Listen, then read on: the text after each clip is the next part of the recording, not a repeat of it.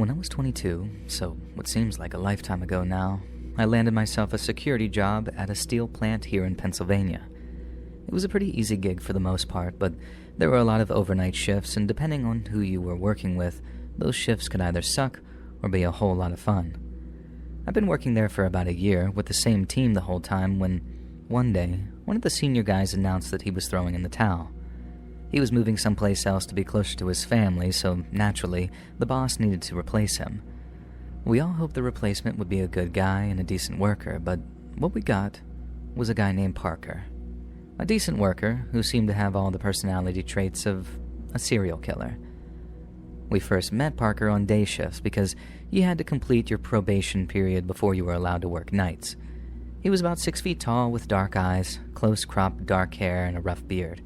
He also had a weird scar on the right side of his neck, like where a patch of skin was paler, pinker, and shinier than the rest. Then, whenever he took his gloves off, you could see that he had the same patches of deep pink scar tissue on the outside of his fingers, like near his knuckles. We figured that he'd been in some kind of accident, like a bad car wreck or something, but since it's not polite to bring that kind of stuff up, no one ever asked him. But then it wasn't Parker's scars that freaked us out. It was the way he acted. He was quiet. Real quiet, and whenever he did speak, it was like English was a second language to him. He had a distinct northeastern Pennsylvania accent, and by that I mean like Scranton, Wilkes-Barre, and the Poconos, that kind of area. But then when he spoke, it was like he was fretting over every little syllable. He'd talk like this, as if stressing over every little word. He'd get real jumpy sometimes, too, like a skittish horse.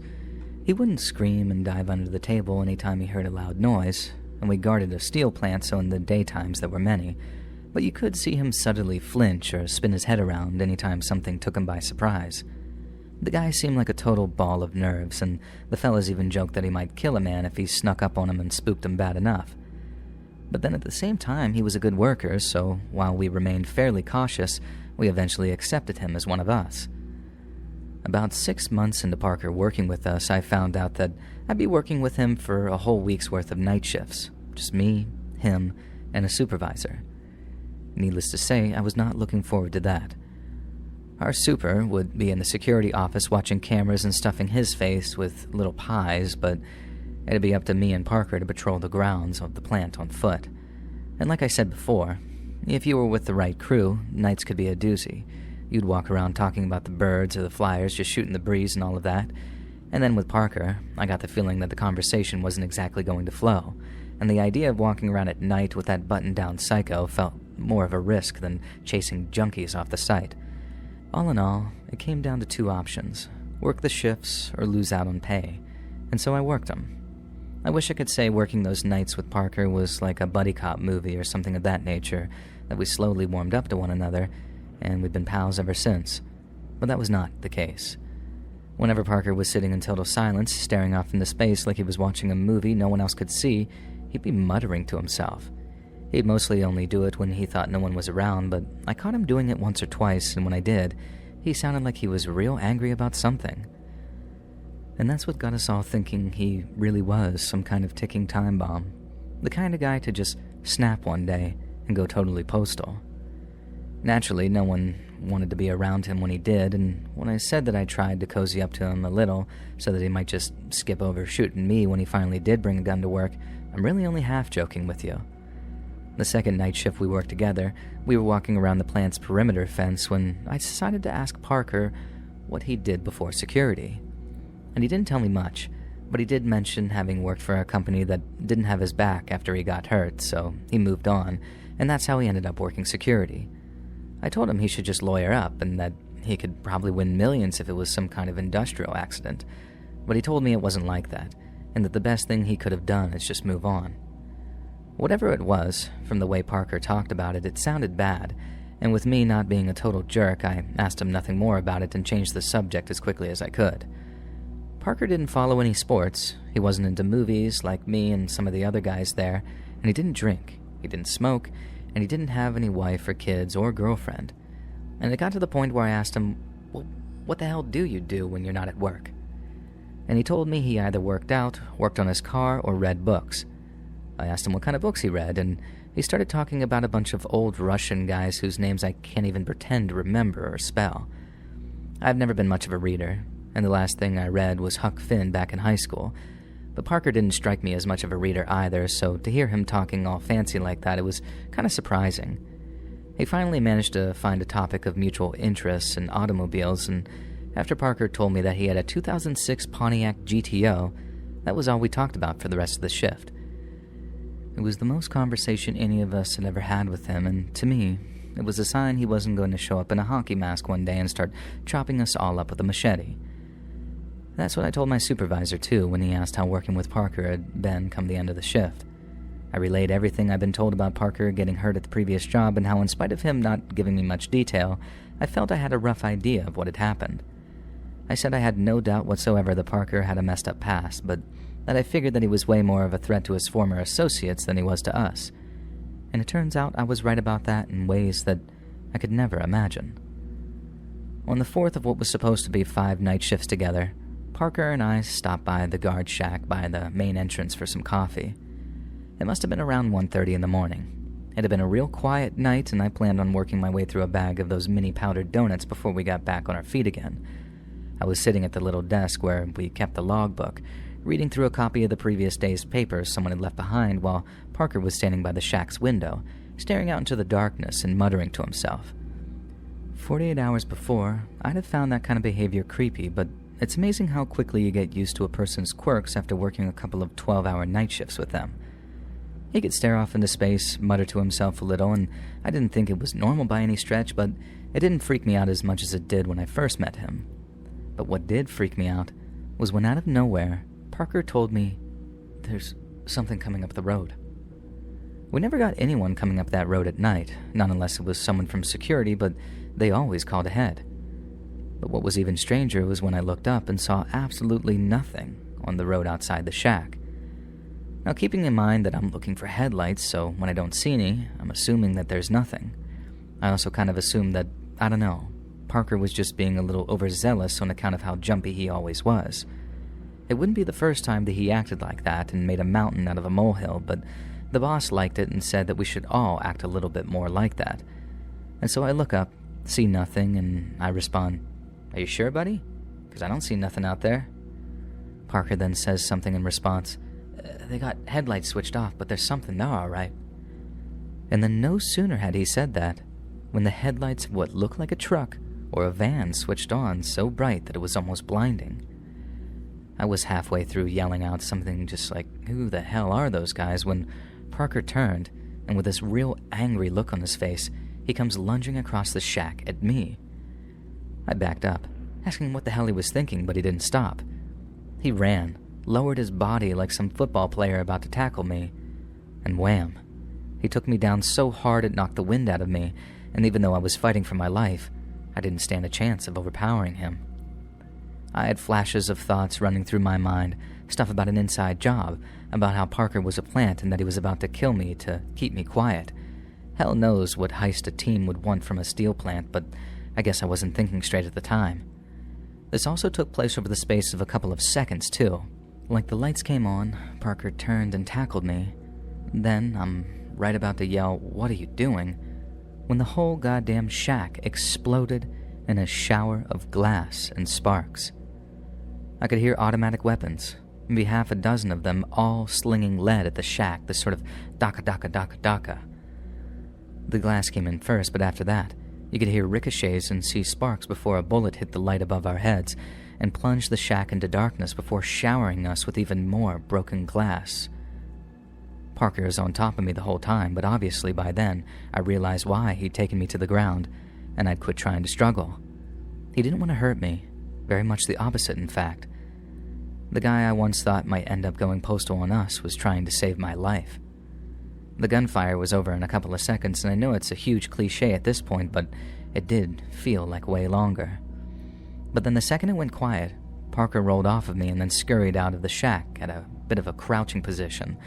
I wanted to follow him, and I wanted to get up and run, but my legs just wouldn't let me. All I could think about was whatever automatic weapons they had outside, and how if I stood up, they put so much lead in me that you could shave my head and use me as a pencil. I wasn't certified to carry a weapon yet, but Parker had shown up certified, which I guess is half the reason he got the job. So while I was armed with nothing but my flashlight and some pepper spray, he'd gone running off carrying our only weapon. I knew whatever brief window I had to escape the shack was gone. Parker had seemed to recognize that the guys outside were reloading and had ducked out of the shack before they had a chance to open fire again. I figured that meant that I had seconds before another hellstorm of bullets ripped through the shack and potentially me too. But then get up and run, and I'd give them something solid to aim at and I'd be totally screwed, not just partially. And so I waited, and waited, half expecting that sound to return again of gunfire and for my lights to go out. But they didn't, and the only thing I heard was the sound of footsteps getting closer and closer to the shack. And like I said before, I had nothing but my pepper spray, but I knew that I had to do something, or whoever was out there was going to walk inside and finish me off. And so I did the only thing I could think to do and start making a lot of noise. I started yelling about how if they took one step closer, I was going to open up with my shotgun, and how even though I wouldn't be able to take all of them out, at least one of them was going to die. The footsteps suddenly stopped, and there was a moment of silence, and then I heard a voice. It sounded like a man who smoked exhaust pipes and ate gravel for breakfast, and when he spoke, he didn't sound mad or scared. He sounded almost smug, asking, "Where's McCabe?" To which I obviously responded, "Who's McCabe?" We didn't have anyone by that name working for us, so you can bet your ass I let them know that lickety-split. And I told them there was no McCabe there, and that's who they were looking for. They'd risked 100 years in prison for absolutely nothing, because whoever that was not here. There was another pause, and then the guy said something like, "I know he's there. I respect you trying to protect him, but it's going to get you killed. And a piece of shit like that isn't worth dying over." I had to tell him a second time that I had exactly zero clue what he was talking about, and that no one had to die because they made a dumb mistake. There was another pause, and I heard the dudes outside sort of whispering to one another, but I couldn't make it out. Then the other guy who smoked exhaust pipes said, "All right, you got to count of 3 to tell us where McCabe is, then we're coming in to kill you." And after that, he started his countdown. After 3, I told him that there was no point in killing me, and all he said in response was, 2. And at that, I started thinking that maybe I could dive out of the broken window as they started approaching, and then I could use the shack as cover for a few seconds to run off into the night. The guy shouted 1, and I was thinking, okay, I need to clear this window in one try or I'm dead. And then the guy shouted, "All right, we're..." And that's all I heard, because whatever his next word, it was drowned up by the sound of more gunfire. I heard maybe 9 or 10 shots, and then someone screamed before some fired again. I was so scared I thought that they were just shooting up the shack again, and instead of actually risking safety to get inside the shack to kill me, they were just going to empty the bullets into it again in the hopes that a shot went through and hit me. But then I very quickly realized nothing was hitting the shack. All the shooting was directed at something else outside. I knew that was my golden opportunity to run, but when it came to standing up again, I knew it was just too much of a risk while there were bullets in the air. I had to stay put, wait for the shooting to stop, and then wait for a moment. But literally no sooner than the shooting did stop, I heard footsteps sprinting over to the shack, before suddenly, Parker was standing in front of me, pistol in hand, and this absolute psycho kind of look on his face. He barks at me, "Get out of here! There'll be more of them coming!" I don't know what it was about him telling me all of that, but all of a sudden, my legs suddenly remembered how to work again. I didn't thank him. I didn't ask any questions. I just ran full speed towards the plant's security office to take shelter there.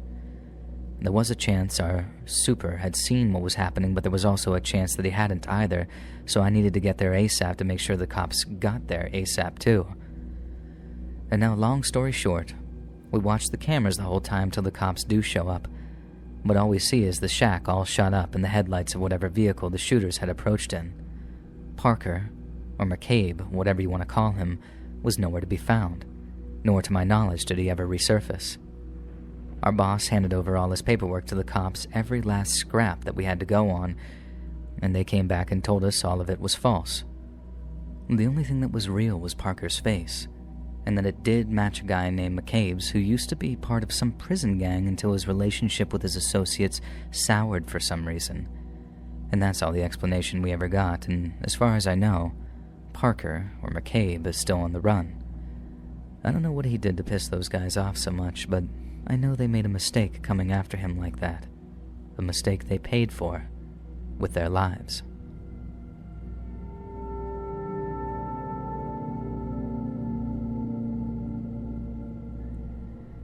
My name is Father Thomas, and I've been with the parish priesthood at St. Nicholas's Catholic Church here in Winchcombe for the past 3.5 years. Winchcombe is a small town here in rural Gloucestershire, and about 5,000 people are very proud to call it home. It's about as quaint a rural English town as you're ever likely to find, with a beautiful village green, a trio of timelessly charming pubs, and even a 15th century Tudor castle on the town's outskirts. There's nowhere on earth I'd rather be living or serving God. But it's also true that Winchcombe has a history steeped in strange and sometimes rather sinister occurrences. Visit the local museum and you'll be told that Winchcombe started life as a Roman hamlet around the middle of the 1st century. But about 3 miles to the southeast, atop a place called Cleve Hill, you'll find traces of a Neolithic burial ground that dates back 5,000 years. The area's inhabitants would take their dead to a chambered long barrow atop the hill, which was not only a place of reverence, but also a place of rite and ritual where the living could commune with the dead. There was a focus on collective memory and kinship, emphasizing the dead as part of a community rather than isolated individuals, and befitting my profession, that's something I find profoundly moving.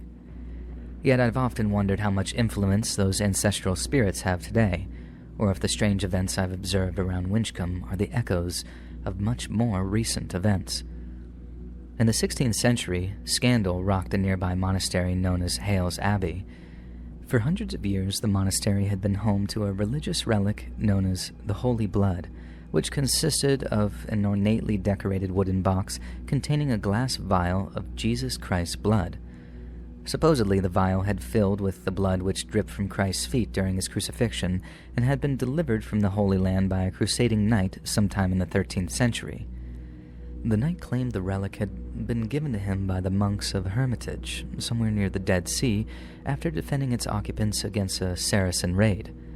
The monks guaranteed their very souls on the relic's authenticity, claiming it had once belonged to one of Christ's apostles. Following its interment in Hales Abbey, the monastery became one of the most prominent in all of England. But sometime in the 16th century, an inspection of the Holy Blood uncovered something deeply shocking. The vial containing Christ's blood had been stolen.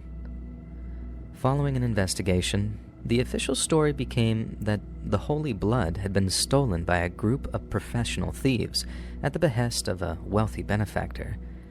However, if someone was rich enough to finance the theft of such a relic, you can bet that they had a large house with a large staff. A staff which, if they believed the blood of Christ was secreted somewhere in their home, would have had a very hard time keeping their mouths shut about it.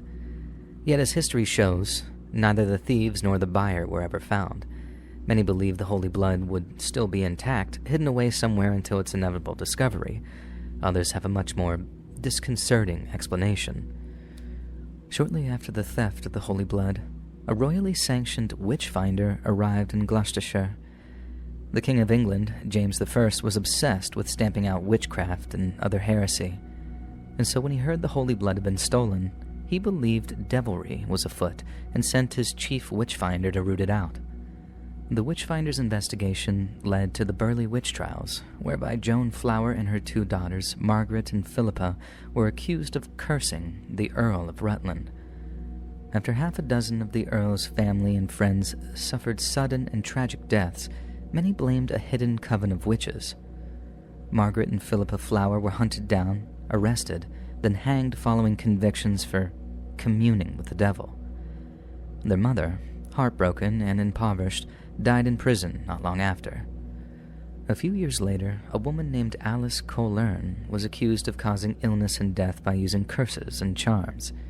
She was convicted following testimonies from her own neighbors and was executed to the cheers of the gathered townsfolk. It's clear that, at the time, many believed that the Holy Blood had been stolen by the accused and used in a series of profane rituals. They believed these rituals had brought a great and terrible darkness to the region, and it seems there are some who still believe this, even hundreds of years later. I've seen some rather unsettling graffiti around town over the years, things quite unlike the usual dross teenagers like to daub, but those will not be the focus of this memoir. What I've told you are things I wished I knew before I arrived in Witchcombe, and because at the very least I feel like they have helped me understand some of the things that have happened here since. For although I now live a life of peace, harmony, and simplicity, I had to endure a living nightmare to obtain it. I won't stultify you with the finer details of entering the priesthood, but let's just say it's neither quick, nor easy, nor painless. For some prospective priests, it takes years of discernment before they commit themselves. Then after that, you're looking at a decade of training until you're even considered for priesthood. Then, when you finally do become a priest, you have to serve under another much more experienced counterpart before either taking over the parish or being assigned one of your own. That's the exact position I was in when I arrived in Winchcombe back in early 2020. St. Nicholas's Church was under the care of Father Michael, an elderly priest who'd held the position since the mid-1970s. He was set to retire in the summer of 2021, so the idea was I'd spend 18 months under his tutelage before taking over as guardian of the church and parish. The usual period of tutelage is 2 years, so as you can imagine, I was rather surprised at the offer of a rare shortcut. Needless to say, it came with a caveat. Father Michael, who was almost 79 years old when we first met, had been in a state of mental decline for quite some time, and his condition had become of deep concern to many of his parishioners. People spoke of strange sermons, troubling outbursts, or unsettling remarks during cloistered conversations, and to our boss, the Bishop of Clifton, this was unacceptable. If I could keep Father Michael's behavior under wraps and prevent the situation from progressing into a full-blown scandal, then one of the most coveted parishes in England would be mine for as long as I could serve it. I knew it'd be a challenge. I was taking on the role of a carer as well as a priest, but at the same time, it was an absolute no-brainer, as they say. I considered it an honor to be able to tend to a veteran of the church during the twilight of his tenure. I just didn't realize how terribly taxing it would prove to be, both to my faith and to my sanity. I first visited Winchcombe in December of 2019, prior to my confirmation there. Father Michael had something of the final say on who he'd transfer the parish to, but after some afternoon tea and a long conversation on ecumenical matters, the man himself told me that I'd gotten the job. Father Michael wasn't anything like I'd imagined him, and in so many words, I've been told that he was losing his mind and was a liability to the church, but our meeting suggested nothing of the sort. Father Michael was aged, but his mind was as sharp as his wit, and as I said, we spoke at length on a number of different topics, all of which he displayed a vast knowledge of. He was assertive but welcoming, charming but humble, and displayed wisdom without arrogance. He embodied everything I thought a priest was supposed to, so quirks or no quirks, I was thrilled at the prospect of being mentored by him, even if that mentorship came with its unique set of challenges. In early February of 2020, I moved into the spare room of the cottage that stands behind St. Nicholas's Church. It's a beautiful little cottage with a thatched roof and a small rose garden. It's also my current home and the place that I presently sit and type this memoir, but back when I first arrived, it was a place of great uncertainty for me.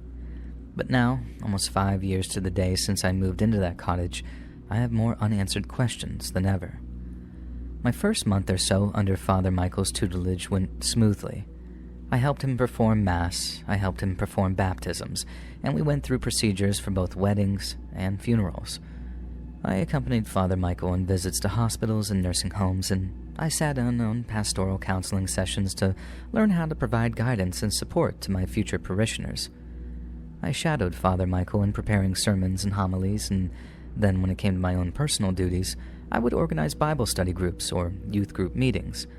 I also had to manage the daily administrative duties of the church, which kept me very busy, I can assure you.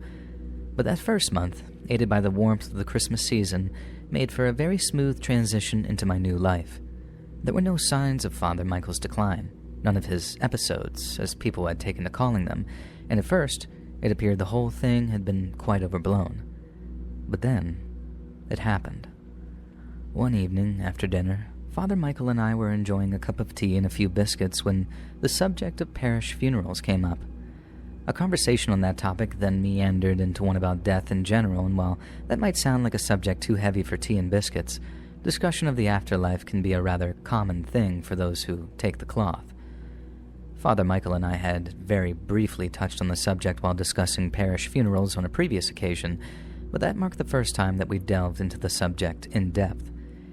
He mentioned how his time on earth was drawing to a close, and how he'd been pondering on what that meant for his eternal soul. Father Michael knew he'd lived a good and decent life, one dedicated almost entirely to the church, no less, but he still found himself preoccupied by matters of faith. In a remark I thought was a passing one, Father Michael mentioned how he sometimes envied the holy martyrs, those whose dedication to the faith had cost them their lives.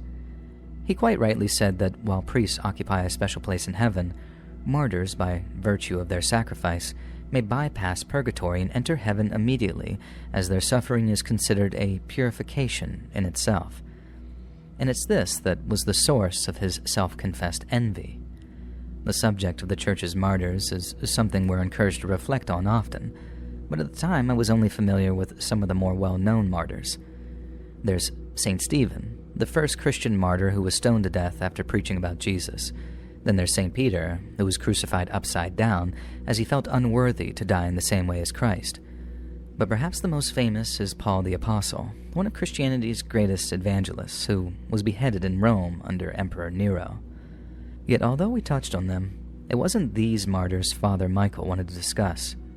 He asked if I was aware of St. Sebastian, and I was, but I discovered I wasn't privy to the whole story. Sebastian was murdered by being shot full of arrows, but bizarrely, and unbeknownst to myself, he'd survived this phase of his execution. His awestruck killers, who had never seen such corporeal resilience, then had him cut from the stake he was tied to, and then beaten to death with clubs. They broke every bone in his body, one by one, until massive internal bleeding caused his heart to finally give out, and he passed into martyrdom. Father Michael said that when he recently revisited the tale of St. Bartholomew, who was skinned alive prior to his beheading to ensure maximum suffering, he felt a deep and shameful sense of envy. He felt the same covetousness when he reread the story of St. Catherine of Alexandria, who was put to death using a spiked breaking wheel. And for the unfamiliar, the breaking wheel is a method of execution which involves being tied to a large spoked wheel before your legs, arms, and ribs are broken, usually in that order to, again, cause maximum suffering. The wailing victim's shattered limbs are then woven into the breaking wheel's spokes in a sickening cyclical recreation of the human form before being displayed as a warning to others. The fate of those subjected to the breaking wheel is similar to those who underwent crucifixion, in that they didn't expire right away and sometimes spent days at a time clinging to life, their bodies racked with agony until they finally expired. And to put St. Catherine's suffering into perspective, it's said that the breaking wheel broke before she did, shattering from the force of the blows to her body before she was even close to expiring. Then, much like St. Sebastian, her executioners were so awestruck at her dedication to her faith that they ordered her beheaded, lest her zeal proved contagious. Father Michael said that he also envied St. Agnes, who was so touched by God's grace that the flames of her execution pyre could not set her ablaze. He felt the same towards St. Perpetua and St. Felicity, who in the Roman Colosseum were torn apart by wild animals before being put to the sword. Father Michael claimed to feel a deep melancholy along with a sense of frustration that God had never provided him with a similar opportunity to prove his faith. He acknowledged it was a dark, potentially perturbing point of view, yet it was one he wrestled with nonetheless. As you can all imagine, I found his confession to be deeply unsettling, but relatively unsurprising. I'd received prior warning that Father Michael might say or do some rather unusual things. Preventing such instances was half the reason I was there. But what I was not prepared for was what he said next. In no uncertain terms, Father Michael told me that he was not only envious of the Church's holy martyrs, but also envied those who made them so. Unbeknownst to those who'd beheaded, flayed, or burned the faithful alive, they'd been a part of God's plan, and without their actions, the holy martyrs would not be so venerated today. Even if he himself could not achieve martyrdom, He would gladly swap places with one of the many martyrs' executioners simply to be closer to the act itself. Father Michael said if he'd known the implications of his actions, he'd have tortured St. Catherine long after the wheel broke, knowing her continued suffering would only elevate her status in heaven. As he talked, he became more and more animated, and then more and more manic until suddenly there was spittle flying from his lips as he made his case with wide, frantic eyes. I'm not ashamed to say that I was frightened, because the fear wasn't for myself. It was entirely for the health and well-being of Father Michael. It had been the first time he'd exhibited any objectively disturbing or upsetting behavior, the kind of thing I'd been warned about before my arrival. But still, seeing it up close for the first time and knowing just how graphically he could speak, it made for a chilling revelation. I reported the incident back to the Bishop of Clifton, the head clergyman for all of Gloucestershire, and he essentially told me to keep up the good work. I'd managed to talk Father Michael down from the mild form of mania he'd talked himself into, and he seemed rather self-aware regarding his deteriorating condition, so there was no conflict following my intervention. But the same could not be said for the next instance of de-escalation. Sometime after our conversation on martyrs, Father Michael asked if he could share something with me, something he believed might make me rather uncomfortable. When we got back to the cottage, I put the kettle on, put on a few biscuits and cream cakes, and then sat down for some tea before he made his rather daunting announcement. Father Michael had been talking to an angel. And my heart sank the moment he said it, realizing his condition was far more severe than mere verbal diarrhea. If he was suffering audible or even visual hallucinations, then he evidently required urgent medical care. And as you can very well imagine, I was keen to get to the bottom of his angelic interactions, to determine if they were harmless metaphors or yet more worrying manifestations of his encroaching madness. Father Michael told me that for the past few years, an angel had visited him in the middle of the night, around once a week. He'd awaken in the wee small hours of the morning, not to a voice, but to a feeling, and then after walking downstairs, he'd sit in the darkness, in the chair in the corner of the room, and he'd listen to the angel speak to him. I asked what form this angel appeared to him in, but Father Michael didn't know. He sat in the corner, facing the wall, as a means of protecting himself. He believed looking upon the angel's form without the proper permission would burn his eyes out and set his very mind aflame. I asked Father Thomas what made him think that he didn't have permission to look if the angel was present and conversing with him, and without going into the long-winded explanation he gave me, let's just say that his answers were, at best, inconsistent. I knew he needed help, and he needed it as soon as possible, but when I tried contacting the bishop with my concerns, the only person I could reach was his assistant, a priest whom, to save his own embarrassment, will remain unnamed. Now Father Nameless, or should that be Father Spineless, claimed the bishop was very busy with prior engagements, but that he'd be more than happy to assist me. Obviously, my request was that he put me in touch with the bishop, because I'd a very important development to report to him, but after almost a week of obfuscating, I realized the bishop was deliberately avoiding my calls. I was furious, but the church's strict hierarchy is just that, strict. I had no choice but to deal with Father Spineless, and the process was as frustrating as it was fruitless. Much like the realization that the bishop was avoiding my calls, there came a point where I realized Father Spineless was acting in a manner one might describe as deliberately obtuse. When I explained that Father Thomas needed urgent psychiatric care, he asked for more details. But when I gave them, he appeared to completely misunderstand both the timeline and the severity of the events. I hadn't dealt with this assistant much, after all. I was only a few months into my Winchcombe tenure, but it didn't take me very long to figure out that he wasn't an imbecile, he was merely acting like one, and all with a view to frustrating my attempts to get help for Father Michael. Without going into too much detail, if Father Michael needed serious psychiatric care before his retirement, the church would be obligated to pay for his medication and potentially even expensive private medical care. But if his condition stayed a secret until after his retirement, then any expenses incurred would be Father Michael's responsibility. The church would still technically be paying for his treatment, but it'd come out of his pension and not their own personal coffers. Break into too much of the budget, and our bishop might lose his standing with the archbishop, which would no doubt affect his chances of climbing the parochial ladder. I didn't find that out from Father Spineless, but when I did, You can bet your arse that I sent some very ungodly language his way when I called him back. The audacity of the bishop to try and further his career, and at the cost of such a senior and well-respected member of the church, seemed nothing short of criminal. Father Spineless simply told me that he'd pass on what I'd said to the bishop, and I assumed it was thinly veiled sarcasm. It was not. Just a few hours later, I received a call from none other than the bishop himself, and to say he wasn't pleased with me would be the understatement of the century. Without giving details of the entire exchange, he rather furiously asked if his instructions had been unclear. He reminded me of what I'd been told prior to accepting my position in Winchcombe, and then asked if there's anything I'd misunderstood. I told him no, that I hadn't misunderstood anything, but that Father Michael needed the kind of urgent care that I was incapable of providing as a mere priest. The bishop then simply told me that if I was incapable of fulfilling my duties, he'd find someone that could. The whole point of me being there was to prevent any kind of scandal, be it moral or, in this case, financial. And in all fairness, that had indeed been made clear to me prior to being formally offered the position. It was either put up and shut up, or hit the road and potentially wait years for the chance to take another parish, because I would most certainly be blacklisted by the bishop. Not formally, you understand, but blacklisted nevertheless. And so I issued a formal verbal apology to the bishop and then reassured him I was capable of the task at hand. And that was the late spring of 2020, and as many of you will remember, lockdowns followed shortly after.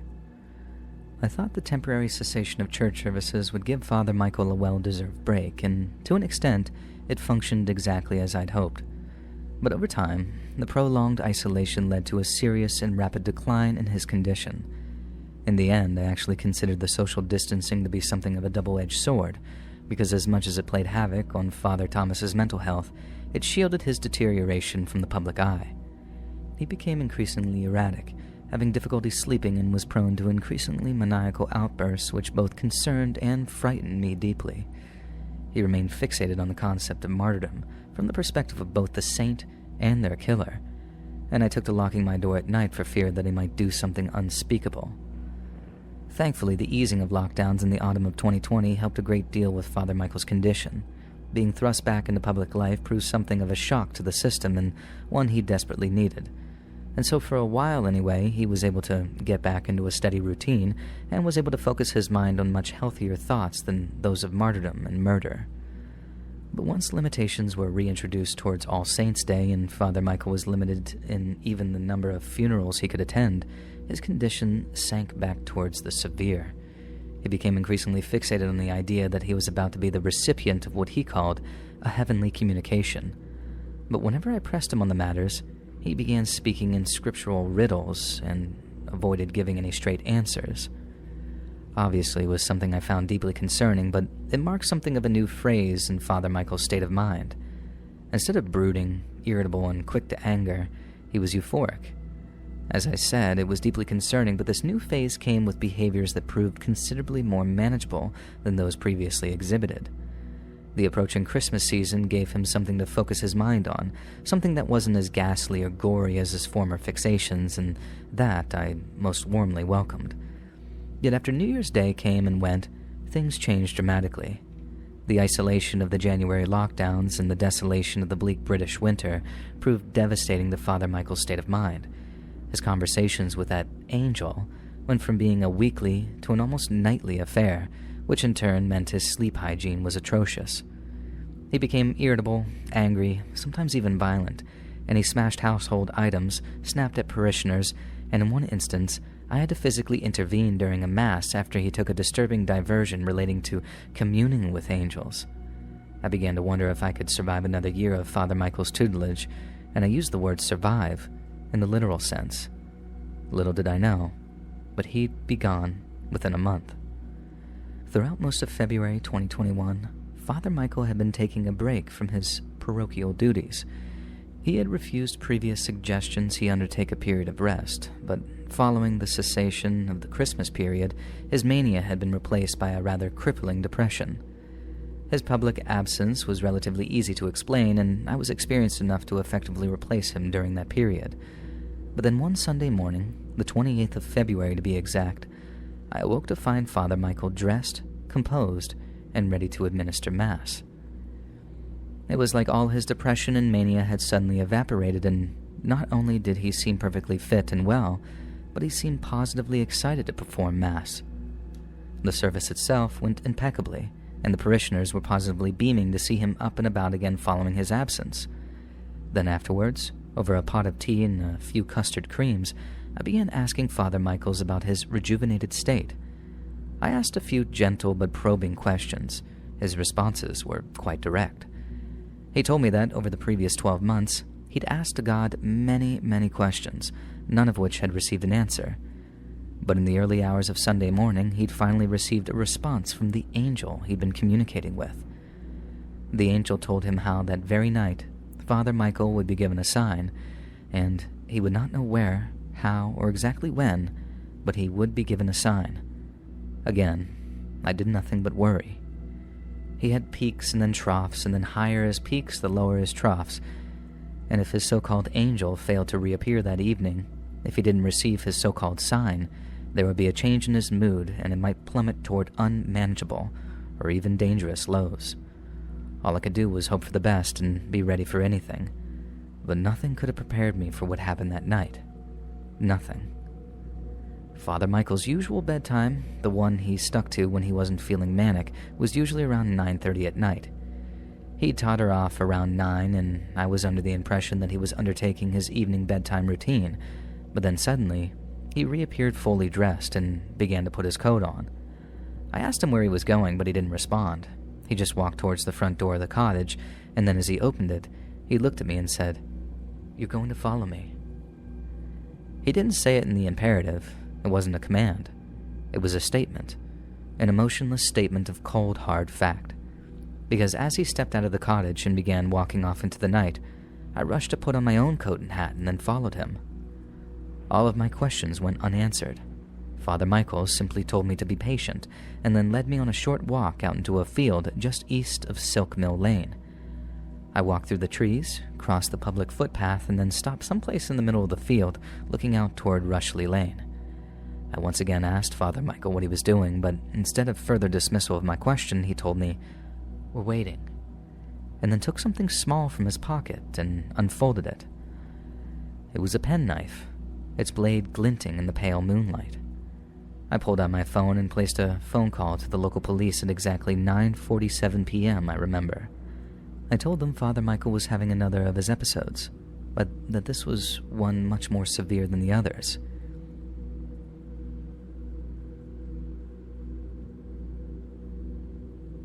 The dispatcher told me officers would be there within minutes, and then after that, I hung up and went about trying to talk Father Michael out of doing whatever I believed he was planning on doing.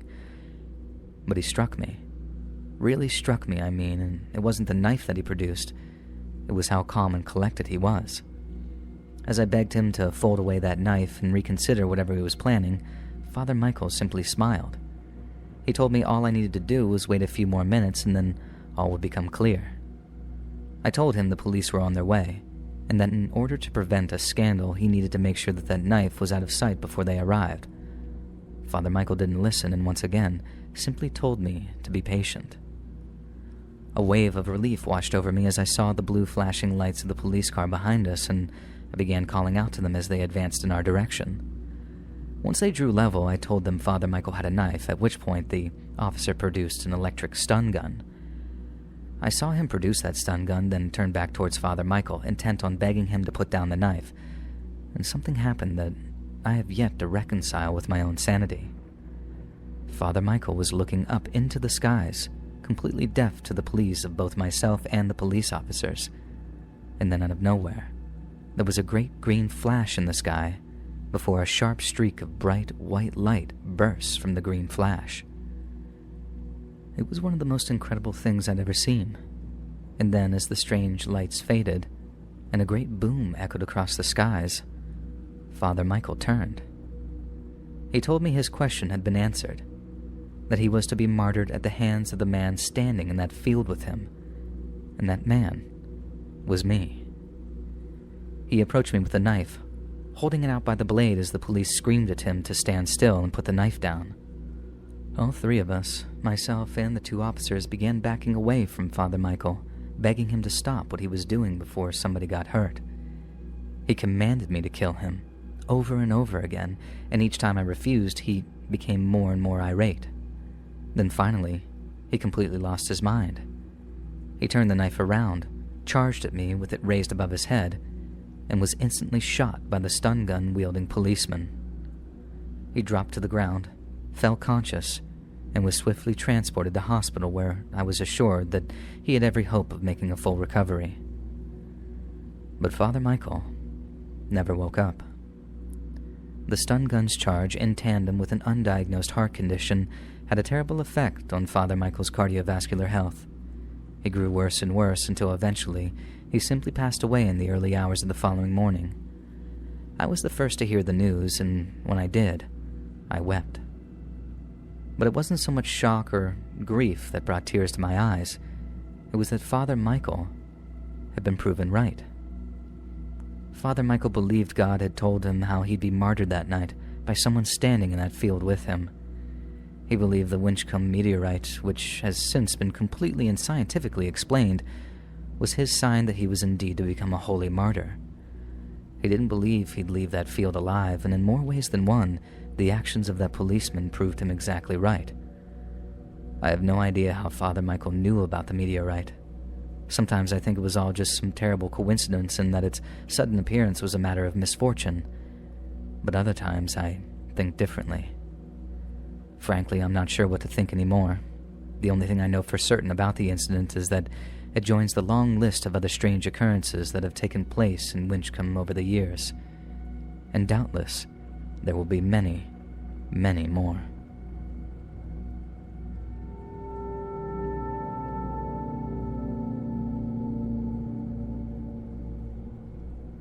Back in 2013, I was a deputy manager at a hardware store here in Delaware.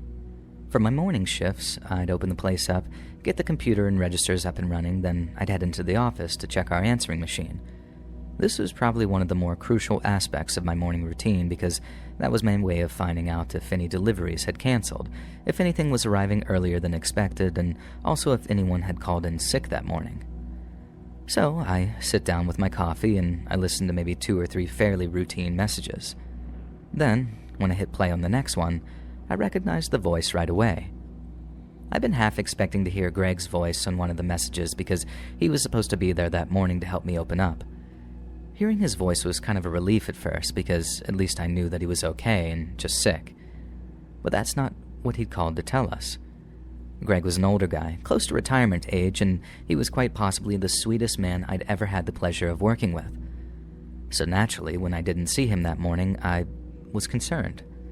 I figured he was going to say how he wasn't feeling too good, how he was going to take the day off, and as much as it was going to suck trying to find coverage for him, I was just glad to know that he was okay. But what he had to tell us was anything but reassuring. The message started with, "Good morning, ladies," which made me smile right away because it was how he greeted us every morning. But then he went on to say, "I'm real sorry, but I don't think I'll be making it into work tomorrow morning. I'm going to see Sherry." I didn't know who this Sherry person was, but I also wasn't super close with Greg, not like he was with the ladies who worked on the store's floor or registers, and so I went to ask them. I asked my coworker, a woman named Janine, who Sherry was in relation to Greg, and then the way that she looked at me told me almost everything I needed to know. Sherry was Greg's wife. At least she had been until she passed away. I guess that doesn't make her not his wife, but you see what I mean. And so when he said he was going to see Sherry, I figured that he meant that he was going to visit her grave or something. But then when I said that and expressed why I wasn't sure that warranted a sick day, Janine totally agreed. She says it wasn't like Greg to ever call in sick, and he only ever visited Sherry's grave on their anniversary, their birthday, and usually once around the holidays. I then asked Janine, well, what does it mean when he says he's going to see Sherry? And after she turned a whiter shade of pale, she simply responded with, I think you better go make some phone calls. To which I did. I called Greg on his cell, maybe 2 or 3 times, hoping maybe he just wasn't hearing the phone, and I tried his home phone number, but again, my calls went unanswered. I put the phone down, and then I swear to God, not even 2 seconds goes by before it rings. I'm hoping it's Greg, but it's not. It's Greg's son. Then when I asked if his dad was okay, he told me, no, Greg was not okay. In fact, he'd passed away during the night.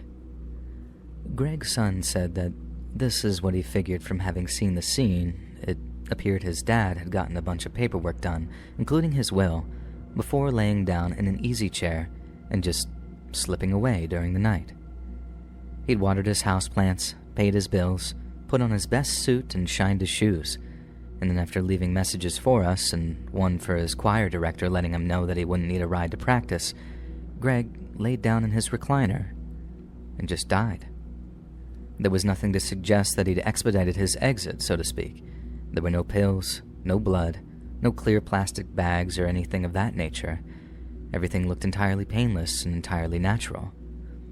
But then somehow I find that all the more haunting. The thing that scares me is sort of how he knew it was his time. Do we all know when we're close to death? And do we all feel so goddamn cheery about it, or was Greg just not afraid to go? The whole thing with Greg isn't the scariest thing that's ever happened to me. I've been in a 14-car pileup where a family of 4 died, and let me tell you, that was way more terrifying than finding out Greg had passed away peacefully. But that accident doesn't stick with me the way Greg's sudden passing does, and I guess that's because all of those unanswered questions regarding one of the few things we all share. Man, woman, or child, east or west, north or south, our unstoppable and inevitable end.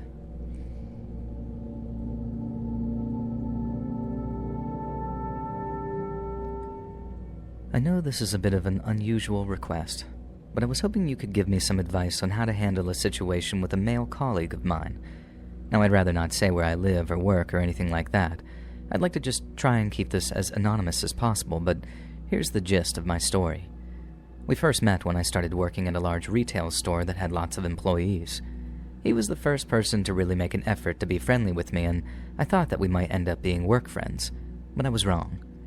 It quite quickly progressed from him being warm but platonically friendly to asking me to go out for drinks with him. I wasn't looking for a relationship at the time, and I knew exactly what the implication of his invitation were, so each time he'd ask me, I'd politely decline, hoping he'd eventually take the hint. But he didn't. He seemed to think that if he just kept asking, that I'd eventually say yes. I didn't have the heart to tell him that I didn't like him like that, but I also didn't want to lie and say that I had a boyfriend. In the end, I thought the best thing to do would be to transfer to a different department, but it became this sort of cat-and-mouse game of him following me wherever I went in terms of departmental transfer. In the end, I had to go to HR about it, and only then did they stop his transfers without cluing him into the fact that I'd approached them. I'd made the mistake of giving him my phone number when I first started, as he'd offered to work any shifts I needed covering. But after realizing he was only going to use that to pester me, I blocked his number. I made my social media private, but he sent me a follow request anyways, and I chose to just ignore it, once again assuming that he'd have the emotional maturity to just understand his attention was not appreciated. But again, he did not.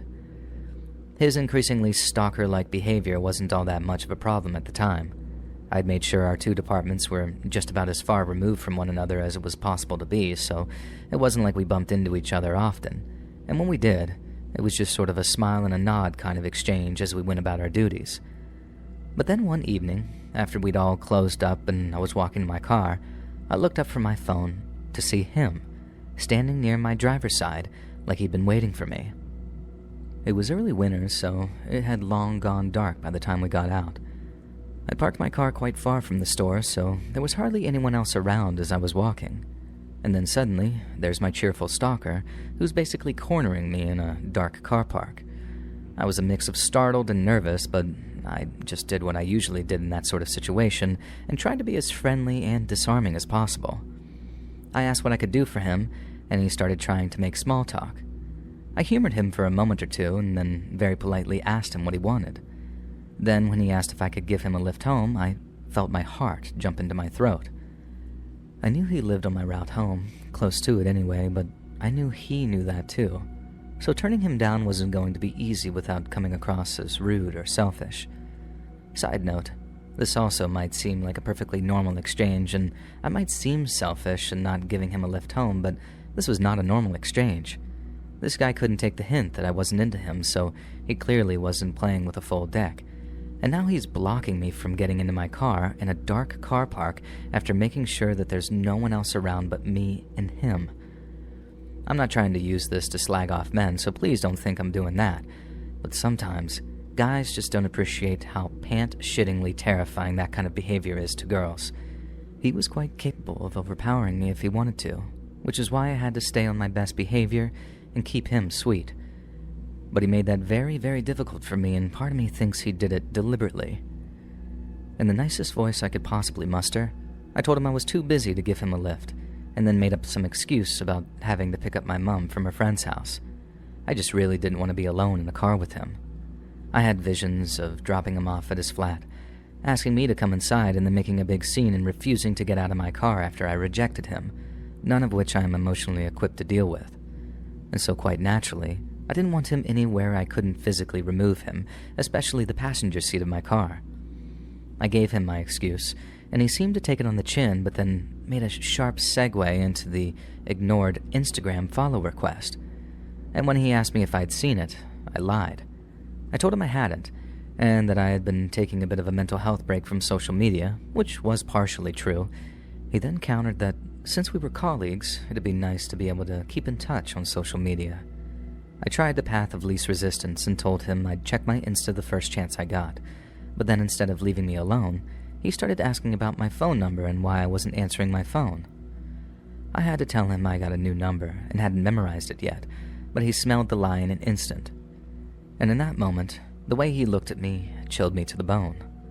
Upon detecting the lie, the smile was immediately wiped from his face. He went cheerful and warm to frighteningly cold, and it took just a second for it to happen. I started to feel very unsafe around him. He said the calls weren't connecting, but that the little robotic voice didn't say the number wasn't in service. It said the person wasn't available, and apparently my now not-so-cheerful stalker understood the difference. He started asking if I'd blocked his phone number, and then before I could even answer, he asked, "Why did you do that? What have I ever done to upset you so much that you'd block my number?" I tried to dig myself out of the situation as best I could by giving the sunniest, most non-confrontational answer possible, most of which involved me claiming that I essentially was a ditzy airhead who barely knew how Instagram or phone carriers even worked. But that wasn't good enough for him. He kept asking why, and how, and what questions, sometimes without even letting my answer go from the previous, and in the end, I completely lost my rag and I went mental on him.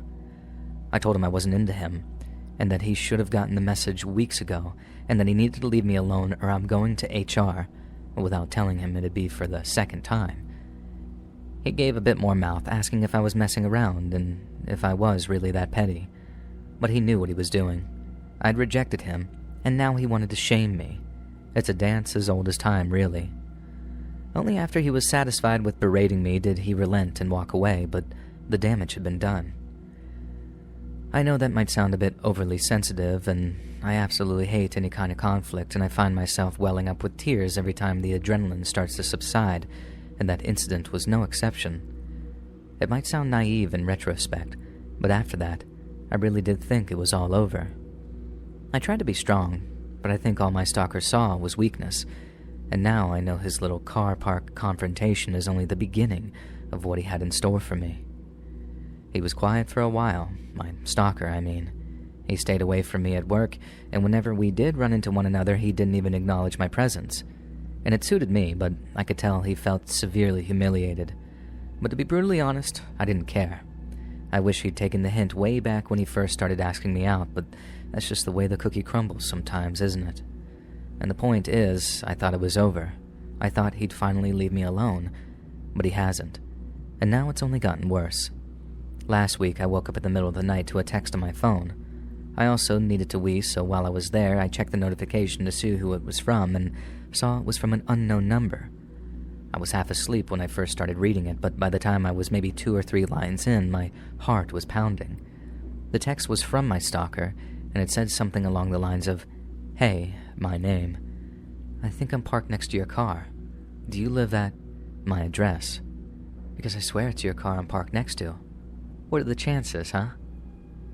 He even sent a picture just to make sure that I knew that he hadn't made some kind of mistake or was just messing with me as revenge for scolding him. My heart was in my throat again. I was wide awake. 1,000 million different questions all running through my head at once, with the primary one being, how the hell did he find me? My overarching theory is that he followed me home. He obviously got himself a car, didn't he? And obviously with me not talking to him, there was no way of me knowing that he'd bought one.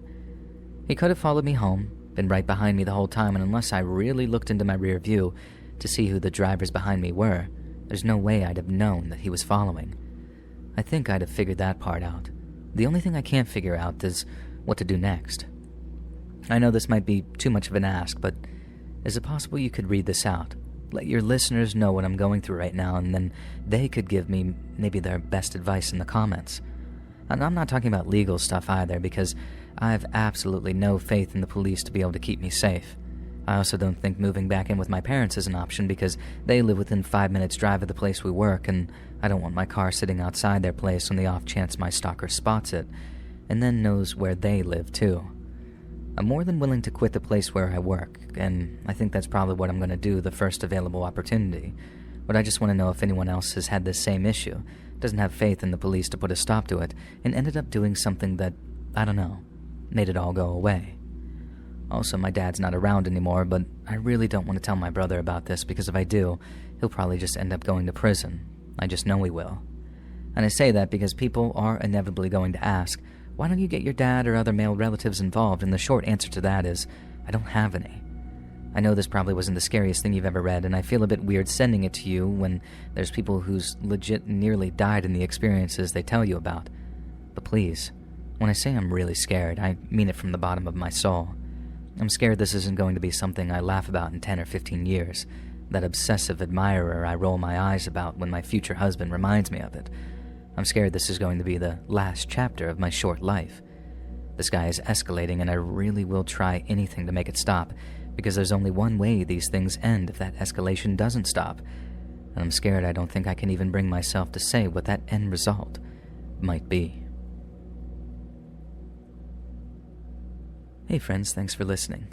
Click that notification bell to be alerted of all future narrations.